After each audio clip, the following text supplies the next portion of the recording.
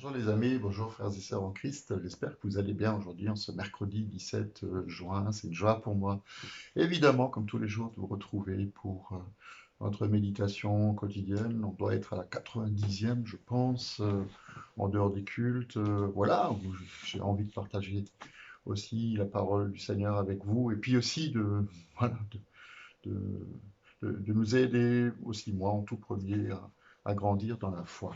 On a vu depuis avant-hier que le Seigneur, il nous appelle à entrer dans la moisson. Il veut qu'on soit des ouvriers pour faire avancer son royaume dans le monde. Et, et en même temps, il nous invite à marcher par la foi. Et ce chemin de la foi, c'est aussi un chemin d'obéissance qui est testé. Alors, qui est testé, on a vu ça avant-hier au travers du pardon qu'on est prêt à accorder. Et puis, on a vu hier aussi que le test, il concerne aussi un des commandements de Jésus, du sermon sur la montagne, à savoir aimer nos ennemis. Et c'est pas forcément toujours évident. Donc, il y a un troisième test aussi dans notre marche par la foi, c'est la persévérance, c'est l'endurance.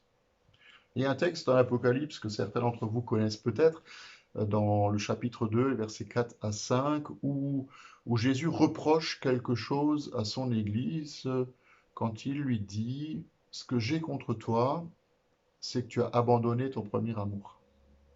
Souviens-toi d'où tu es tombé, donc souviens-toi d'où tu viens, repens-toi, pratique tes premières œuvres, sinon je viendrai bientôt à toi et j'enlèverai ton chandelier de sa place, à moins que tu ne changes d'attitude. Alors, on pense souvent que le premier amour dont il est question ici, c'est l'amour passionné qu'on avait pour le Seigneur au commencement. Et cet amour, on le compare, évidemment, parce qu'on n'a pas d'autre moyen de comparaison, on le compare aussi à l'amour humain qui peut être tellement fou les premières années de la vie amoureuse et puis qui, au fur et à mesure que le temps passe, s'étiole un peu pour des tas de raisons. Et c'est sans doute compliqué de garder toujours le même feu allumé tout au long de sa vie sentimentale. Et chaque couple peut connaître des hauts et des bas. Beaucoup disent que la passion, elle diminue, mais que l'amour devient plus profond et plus accompli. Alors, moi, je suis pas toujours persuadé de la chose, et puis en même temps, c'est pas à moi d'en juger. Mais ce que beaucoup considèrent comme l'amour passionnel, un peu comme la marguerite qu'on effeuille, hein, vous savez, je t'aime un peu, beaucoup, passionnément, à la folie, donc c'est un amour passionnel. C'est davantage, dans le monde d'aujourd'hui, plus une attirance physique qu'une attirance émotionnelle, intellectuelle ou spirituelle. C'est vrai aussi que le sexe, c'est un cadeau extraordinaire que Dieu a donné à l'être humain pour fortifier la relation amoureuse, la relation d'un couple, mais c'est de loin pas la plénitude de l'amour. Vraiment pas. Si le lien ne dépasse pas l'attraction sexuelle, la relation, elle aura du mal à tenir dans le temps. Mais la même chose, elle est valable aussi dans la relation que j'ai avec Dieu, le feu qui brûle, le zèle qu'on a eu quand on a rencontré Jésus pour la première fois. C'est extraordinaire, mais on doit aller plus loin pour connaître son cœur et connaître sa volonté. Et plus on va connaître son cœur, et plus on va connaître sa volonté, et plus profond seront notre foi et notre confiance en ses promesses. Et comme le feu, la passion qu'on a pour le Seigneur, ça n'a rien à voir avec une attirance physique ça n'a rien à voir non plus avec une attirance simplement sentimentale. Il n'y a aucune raison, puisque ce n'est pas de cet ordre-là dont il est question, il n'y a aucune raison que ce feu s'éteigne.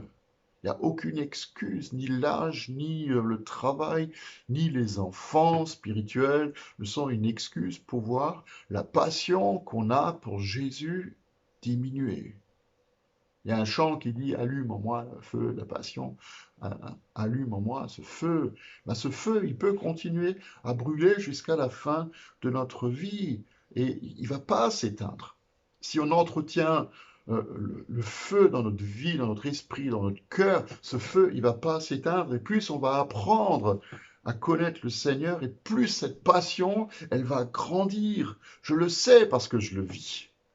Je le sais parce que je le vis. J'ai pas connu mon Dieu et je connais pas mon Dieu euh, aussi bien qu'aujourd'hui. Il y a des années en arrière, ma relation avec Dieu était différente que celle que j'ai aujourd'hui, mais aujourd'hui, c'est plus, waouh, c'est plus extraordinaire encore. Le meilleur, je l'ai souvent dit pendant notre temps de méditation, le meilleur, il est devant nous. Le meilleur est devant nous aussi dans notre relation avec le Seigneur. Et plus le temps passe, plus la communion, la passion, pour lui grandissent. Plus l'attente grandit, plus la communion et la passion grandissent. Je vous le dis, vraiment, il n'y a rien de meilleur que de connaître le Seigneur. Il n'y a rien de plus exaltant que de pouvoir le servir, le voir à l'œuvre et se réjouir de tout ce qu'il fait.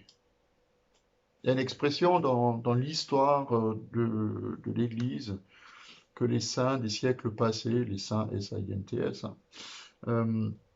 utilisait souvent, c'était cette expression, aller profondément en Dieu.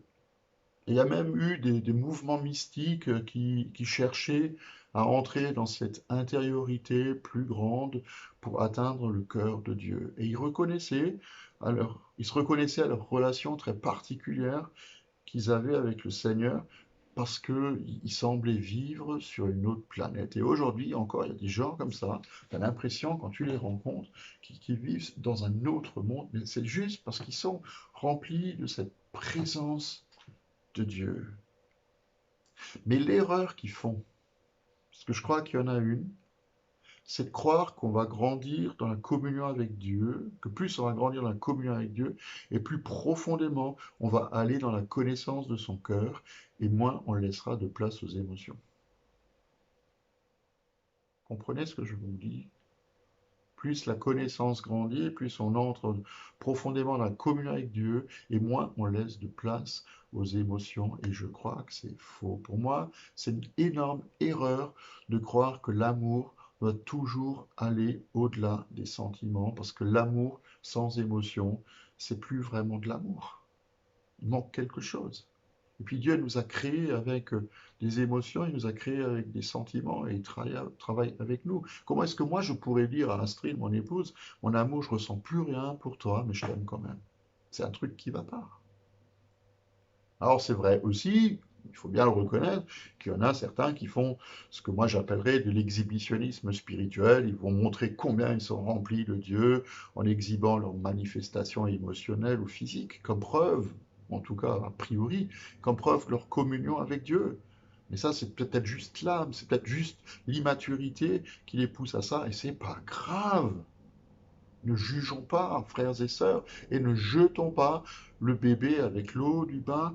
Pourquoi? Parce que depuis le commencement des temps, même les anges qui sont autour du trône de Dieu continuent de trembler, continuent d'être dans l'émerveillement ou dans l'attente de ce que Dieu va faire. Il y a une sainte excitation au ciel. Après des millions et des millions d'années, ils en veulent encore plus. Et un jour, on va vivre la même chose quand on sera dans cette pleine communion avec notre Dieu, dans cette pleine communion avec notre Dieu. Alors ne mettons pas nos émotions de côté, essayons de recevoir le don le plus précieux, à mon avis, un des dons les plus précieux que le Seigneur veut nous offrir, à savoir le discernement des esprits. Il y a des choses que le Saint-Esprit fait qui nous dépassent complètement, qui dépassent notre raison, notre entendement, notre compréhension. Et pourtant, c'est lui qui a l'œuvre. Alors, faisons très attention de ne pas juger aux apparences, mais faisons aussi très attention à trouver cet équilibre entre ce que Dieu fait en moi et veut faire au travers de moi, et puis mes émotions qui parfois peuvent être exacerbées. Pour lui, c'est pas un souci, c'est souvent un problème pour le monde. Et je sais que je l'ai déjà dit dans une de mes précédentes méditations, il n'y a pas plus de raison d'être plus saint quand on pleure à l'église que quand on rit. Pourquoi est-ce que les larmes seraient plus saintes que les rires? C'est une question. Parce que pour Dieu, ça fait partie de notre être.